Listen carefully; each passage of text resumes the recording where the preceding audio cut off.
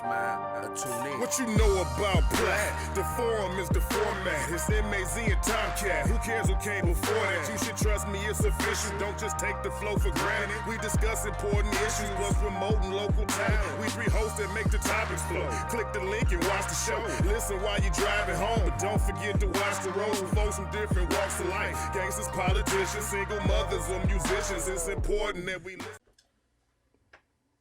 What up, platform, man? What's happening, everybody? Bang, bang, bang. Bang, bang, man. Y'all know Detroit. what it is. Come on, man. Y'all know Come what on it with is, man. 313, man. I heard the man. 313 on the floor. Bang. Oh, man, yo, man. That's Speak my man, on it. Roger, man. Hey, Yes. y'all know what it is. We back, man. That's the MAZ. What up, what up? Maestro. Yeah. Bang, Side bang. dog, man. That's Hustle, the man hustle, right hustle, there. hustle. That's what they say. You know what it is. This is the beautiful All right. Jasmine, special Jazzy guest Fizzle, host. You know what it is. And this my man's here, man. Roger Marion, And man. I can Come kick it with attest us. to this beautiful young lady. I just met her, but I know she's fine. Ain't nothing finer than a black woman. Yo, man. And then Saeed, you have to introduce yourself. I said side. They know me. That's You me. didn't give yourself enough. You gotta put Oh some my sprinkle God. a little AKA jazz Yo, on it. hey, you know. hey, yo, what's happening, everybody? I love y'all. You know what I'm saying? Let's keep it low key. Yes, sir. Yeah. What up with it, Bob? Man, what it do, man? So Nothing. we here with the man right here, Man. Well, Mr. Roger Marion. We Yes, gonna sir. get into Yes, his sir. life, man. We gonna talk about some things. all right. Okay, first, I guess we want to start off like where you come from. Wait, before we do that, Maz, I make a point. Every veteran I meet, whether it is you were the janitor at the base or whatever, if you were in the service, I try to make sure I say thank you.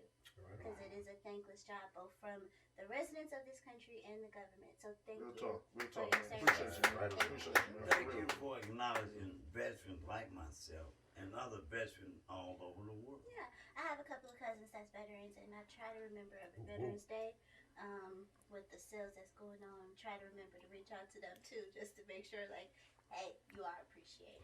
Right on for the That's what's up. veterans. That's what's up, big. Yeah. That's why we got on the show. We I mean, need it her, wasn't no man. accident. Dang, You know what I'm saying? man. Jasmine. Where you Thank been Damn all it. this time? Right. All right. So now, jump into All right. as a veteran. What are some of the things that you?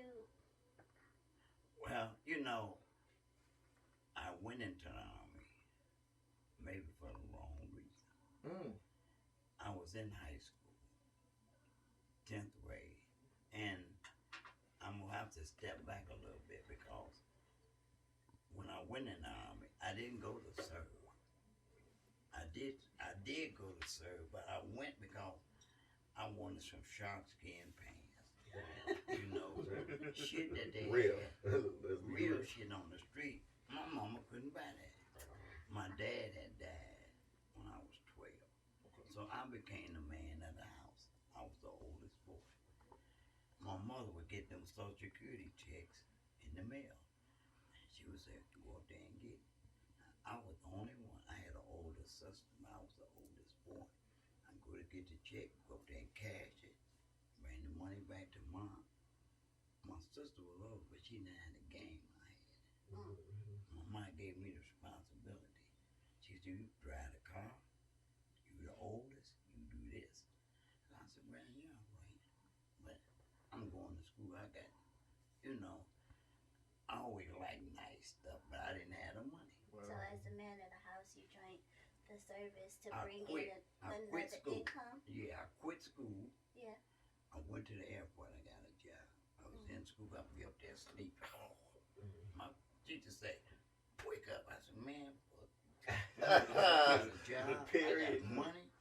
I quit. That was the biggest mistake I made in school. Because during the time they were drafting, but I knew I was going, so I volunteered for the draft. What year was that? 1966. 11/25/66. And I'm gonna show you what happened. Okay. I was working at GM. I got a job in Willow Run, making them Corvairs. But you know, when you're young, you think you know everything. What I should have did, I was already in the plant. I should have said, you know what? I got drafted. I got to go to the Army. I'll be back in 2 years.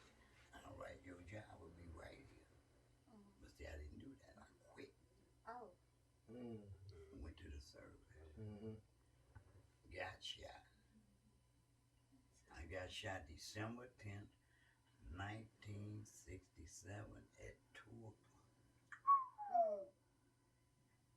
That is something I'll never forget. How do you forget something? I'm never gonna forget it now. That's my birthday. Damn. I will never forget the day 10 years that boy early. shot me with that AK-47. Oh. Okay. I got shot with an AK-47. So do you feel like the service supported you at all? Oh, yeah. Yeah? Even after you came home? Oh, yeah. Yeah. Really? Wow. I hear different about Right. That ain't the answer we thought. Yeah. So, Wait a minute. Okay. Oh.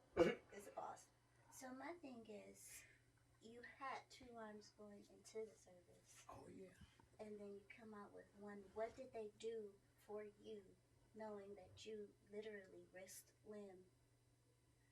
They gave me a prosthesis. My arm is off at the elbow, which makes my range of motion and the dexterity. See, I can reach up like that, but with an artificial arm, because my arm is off at the elbow, my range of motion and my dexterity is limited. Right. Right? I can't reach up with that artificial arm like this. Mm-hmm. So what I did, I said, you know what? I wore it for like 6 months. And it was the way I tested myself. When I came back with that arm on, I wanted to be, and I'm going to say this, I wanted it to be like it was before I left. Right. I had 2 arms when I left. Now I come back, I only got 1. Right. And I got a wooden one at that. With a hook on it. You seen them guys? Yes, sir. Yes, sir. Nah, I wasn't Willie Moscone, but I could shoot pool back. You know, young guys. Yes, sir. Hanging in the pool room. Hey, let's shoot some 9 ball. Before I left, I tear them niggas' asses. Come back, I got 1 arm. Yeah. But I'm gonna say this: where I grew up at, they made me who I am. And as far as the Army treat me, man, people got horror stories where they say the military didn't do this. You know, they treat me swell. Regardless of the color of your skin and all of that, that wasn't no factor. I'm gonna show you the difference. The VA in Detroit, you got black soldiers down there. They be sitting around, you know. And what I'm gonna say about the VA in Detroit is reflective of the people, the veterans. You go down there, they sitting around. Give me a cigarette. Not that they are not deserving of the cigarettes, but when you go to Ann Arbor, which is a different location geographically, and white people up there. I used to go to Detroit, but I don't go there anymore. That's what I was thinking. Yeah. When I go there an hour, when I walk in that door, everybody. And the same way in Detroit. Don't get me wrong. Well, The same thing in Detroit for my black brothers and sisters. Thank you for your service. Thank you for your service. Thank you for your service. The only difference in it being, to me, being a veteran in Ann Arbor, it's different. It's different. You go up there, you got them white women that feel comfortable in that hospital. I got 2 blankets at home. Let it knit. You put them in them plastic bags. I don't walk. Hey, you want a blanket? Hey, if I want a blanket. Yeah, I want a blanket. I did it just for you. Now, this a white lady. yeah. She said, thank you for your service. Come on now. I said, wait a minute, you did this for me? Not only me, another brother, a white boy might be, She said, hey, how you doing? You want some coffee? You want some cookies? Now watch this. Up there in Ann Arbor, I used to be a diabetic. I wasn't taking insulin. I took Glucoside, 5 milligrams. I ain't no diabetic no more. I changed my diet. Hey. So I started eating oatmeal. I ain't no diabetic no more. I'll say that to say this. Up there in Ann Arbor, when I was a diabetic, there's a place up there. I could go up there and I say, let me get some of them goodies up there. They got a bag if you're a diabetic. It's got crackers, sausages, candy. You gotta eat if you're a diabetic. And when I go to Ann Arbor, I go there and say, I got one. I ain't buying nothing. What y'all got up in that drawer? They got a bag, one of the big Ziploc bags, pop, water, crackers, Rice Krispies. You know them bars you Little eat? Christmas treats. Yeah. Yeah. I go up there and they say, I say, you got any treats today? What did she say?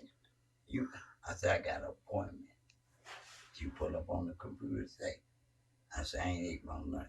You ain't reaching there and get a bag. The snacks are better when you're not diabetic. Well, no, they just free. You get a big That works too.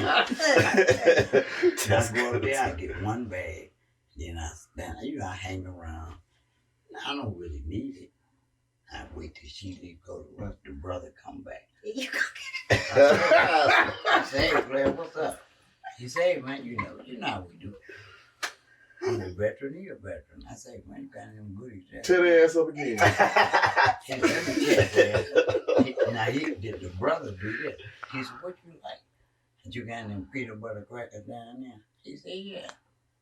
And this what he do. He said, you like them? He open one of them other bags up, take them out and put them in my bag, take that other bullshit, put it in the other bag. It's a good bag to me.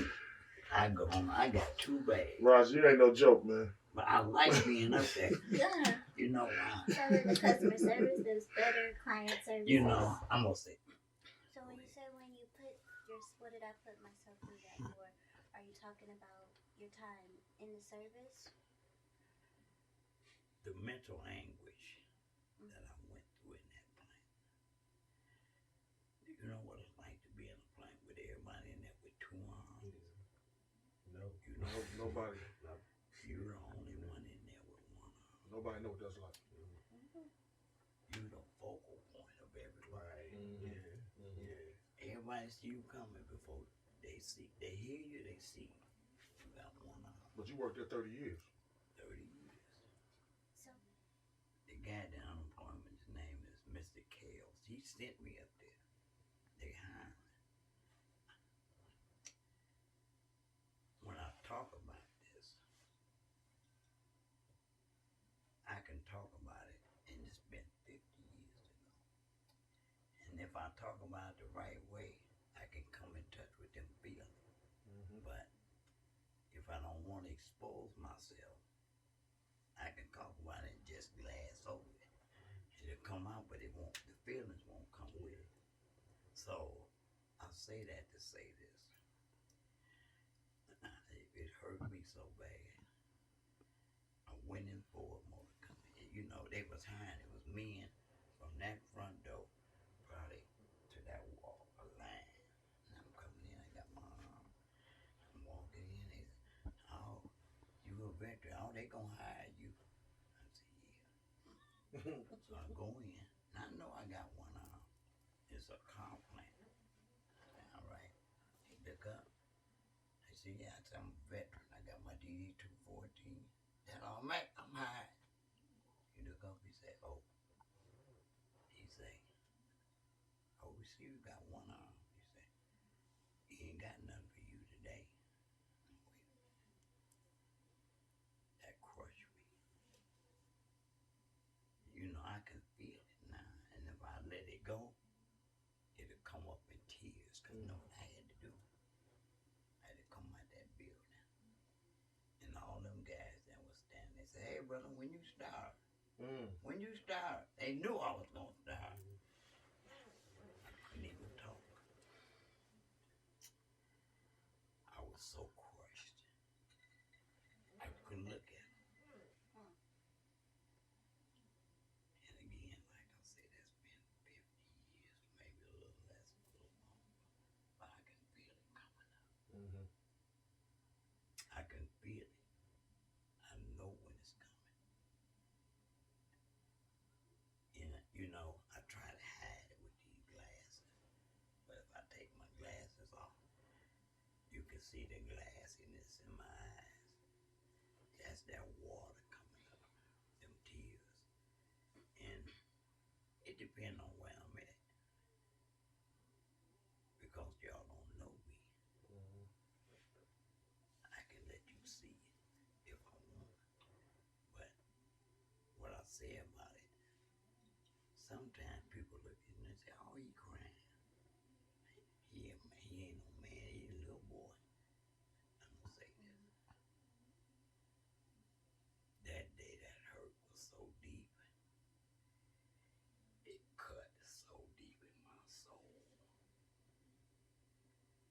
Even now when I talk about it, it come up. All right, Roger. Now we see. You know what I'm saying? We see.